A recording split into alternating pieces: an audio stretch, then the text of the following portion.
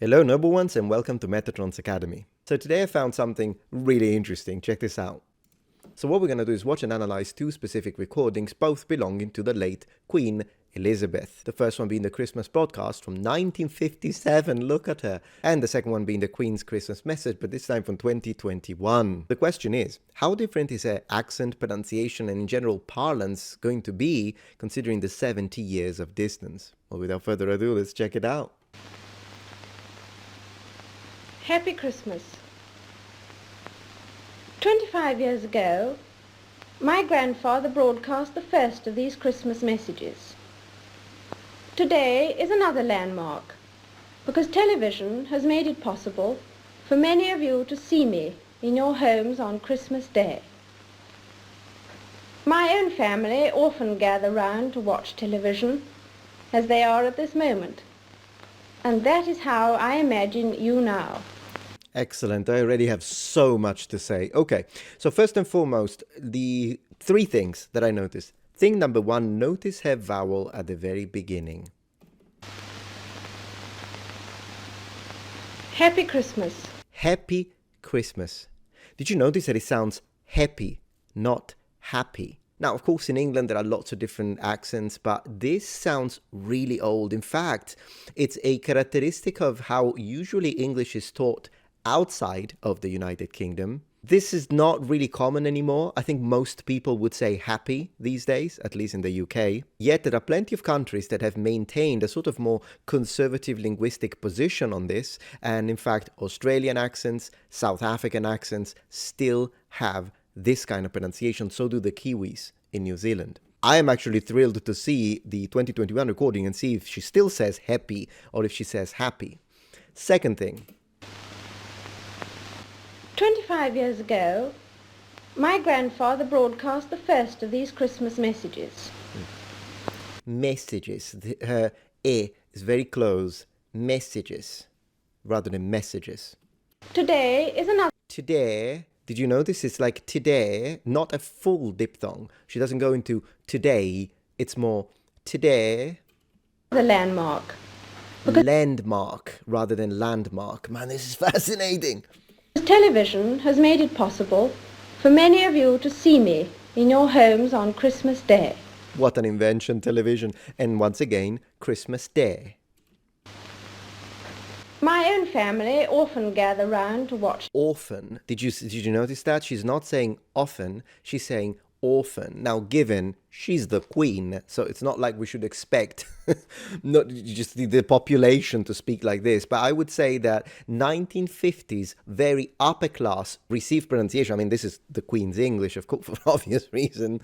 I think has even a layer that it's probably gone. I don't know, does she still say often rather than often or often? So the T is completely gone, but the O is very, very different to how you would say, like I would say the rest of the population would say it. I wonder how common of a pronunciation this would have been with the upper class. Television, as they are at this moment. And that is how I imagine you now. Imagine instead of imagine. You now. I very much hope that this new Was there a little trill in her R, or is it just me? You now. I very much hope there was a little, it's like a single trill, not very, but very. It's like a little slight trill. that this new medium will make my Christmas message more personal and direct.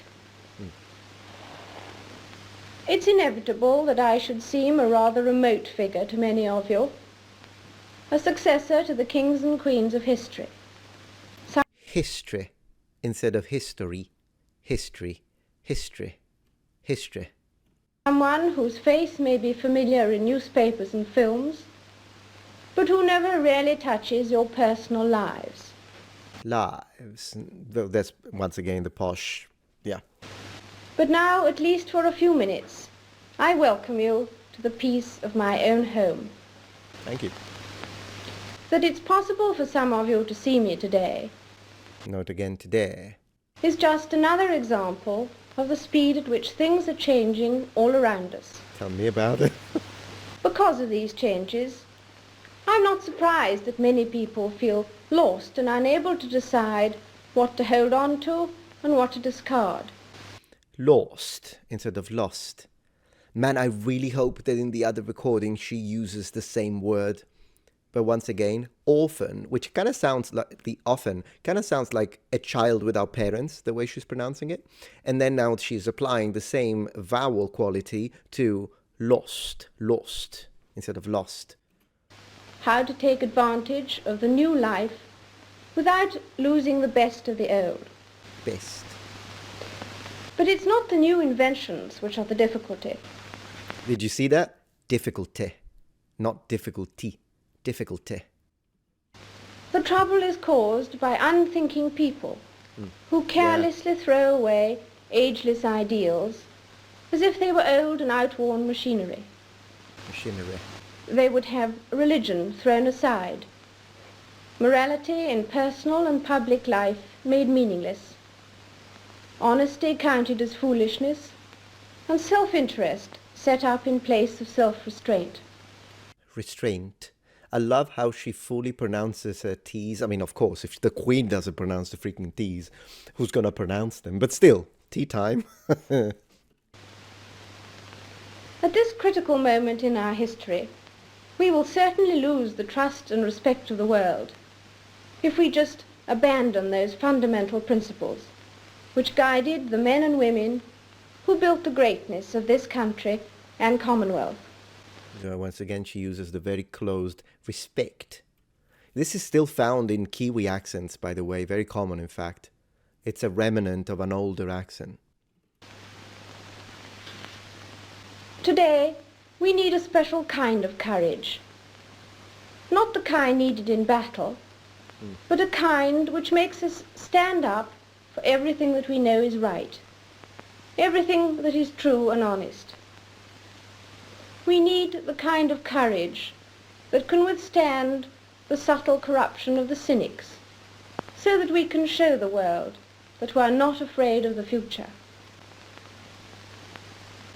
It has always been easy to hate and destroy.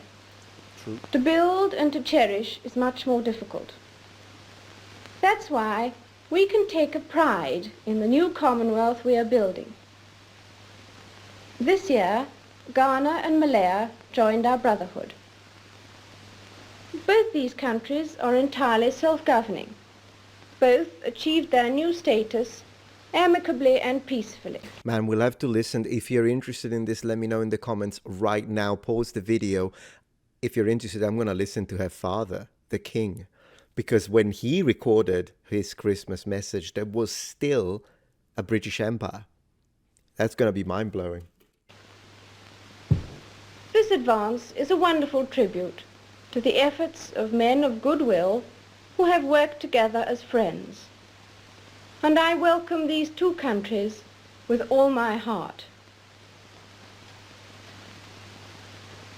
Last October, I opened the new Canadian Parliament. And as you know, this was the first time that any sovereign had done so in Ottawa. Once again, I was overwhelmed by the loyalty and enthusiasm of my Canadian people. My Canadian people. Also during 1957, my husband and I paid visits to Portugal, France, Denmark, and the United States of America. What about Italy? Come on. Anyway, America. Once again, she's trilling that R. I'll look for it like a hound on the next recording. In each case, the arrangements and formalities were managed with great skill. But no one could have managed the welcome we received from the people. Managed. In each country, I was welcomed as head of the Commonwealth and as your representative. These nations are our friends, largely because we've always tried to do our best to be honest and kindly. Yes. And because we have tried to stand up for what we believe to be right. In the old days, the monarch led his soldiers on the battlefield, and his leadership at all times was close and personal. Today, things are very different. I cannot lead you into battle. I do not give you laws or administer justice. But I can do something else.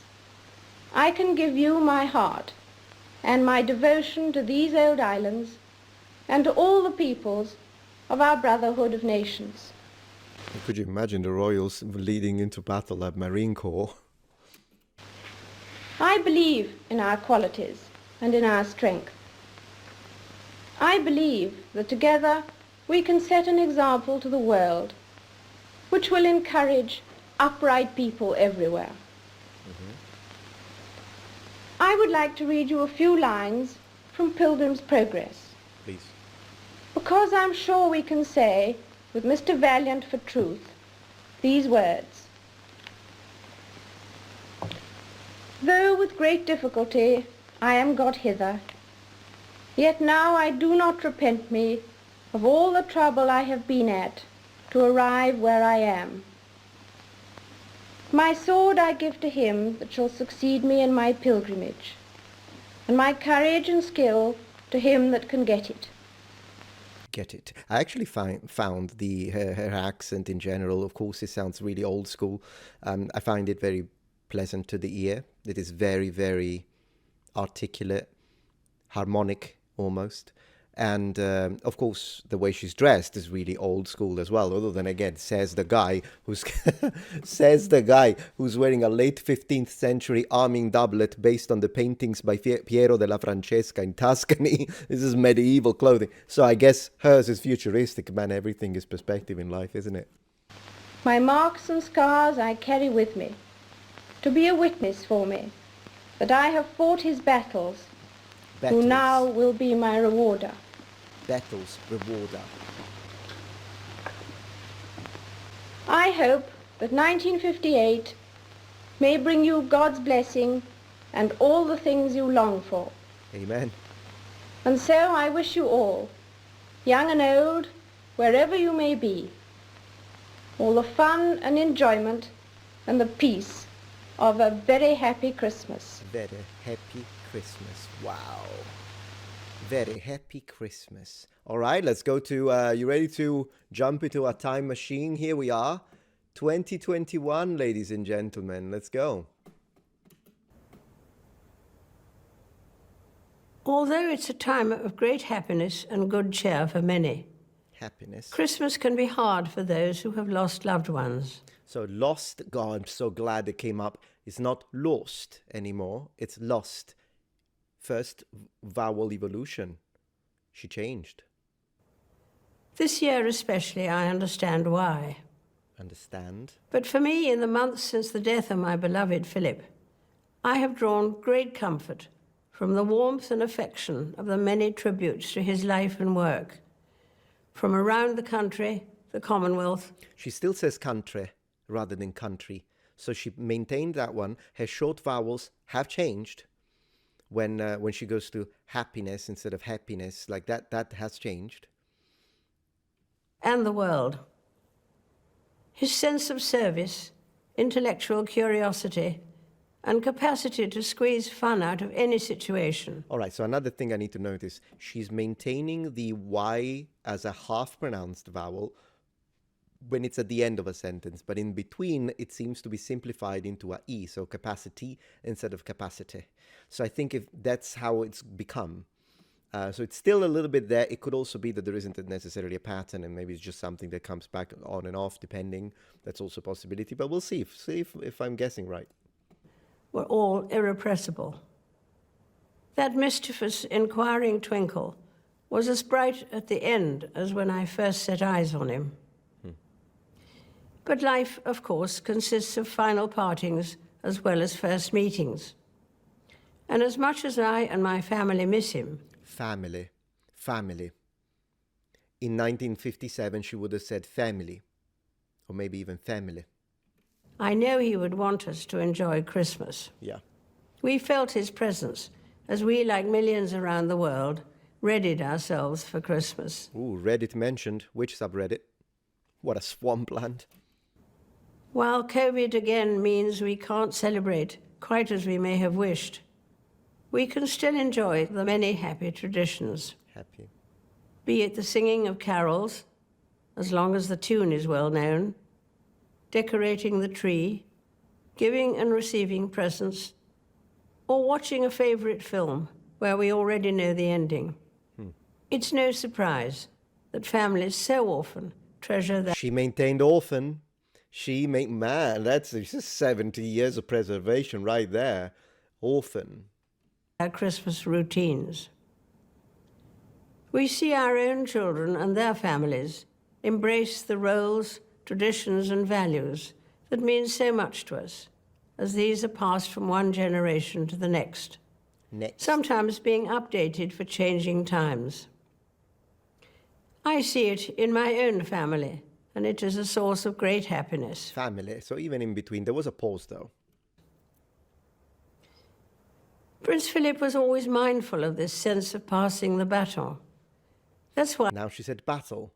In the previous recording, she says battle, if I remember right. he created the Duke of Edinburgh's Award, which offers young people throughout the Commonwealth and beyond the chance of exploration and adventure. It remains an astonishing success, grounded in his faith in the future. He was also an early champion of taking seriously our stewardship of the environment, and I am proud beyond words that his pioneering work has been taken on and magnified by our eldest son, Charles, and his eldest son, William. She said magnified. So it depends on the word now. Some she maintains, like she used to. Others have evolved into a more common parlance. Admirably supported by Camilla and Catherine, most recently at the COP Climate Change Summit in Glasgow.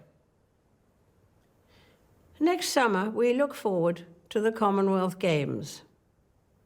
The baton is currently travelling the length and breadth of the Commonwealth, heading towards Birmingham, a beacon of hope on its journey. It will be a chance to celebrate the achievements of athletes and the coming together of like-minded nations. And February, just 6 weeks from now, will see the start of my Platinum Jubilee year. Still remains the same. Which I hope will be an opportunity for people everywhere to enjoy a sense of togetherness. Did you notice opportunity? A chance to give thanks for the enormous changes of the last 70 years. Thanks instead of thanks. Social, scientific, and cultural. Yeah. And also to look ahead with confidence. Ahead. I'm sure someone somewhere today will remark that Christmas is a time for children. It's an engaging truth, but only half the story. Perhaps it's truer to say that Christmas can speak to the child within us all. Mm-hmm. Adults, when weighed down with worries, sometimes fail to see the joy in simple things where children do not. And for me and my family, even with one familiar laugh missing this year, there will be joy in Christmas as we have the chance to reminisce and see anew the wonder of the festive season through the eyes of our young children, of whom we were delighted to welcome 4 more this year. They teach us all a lesson, just as the Christmas story does, that in the birth of a child there is a new dawn with endless potential.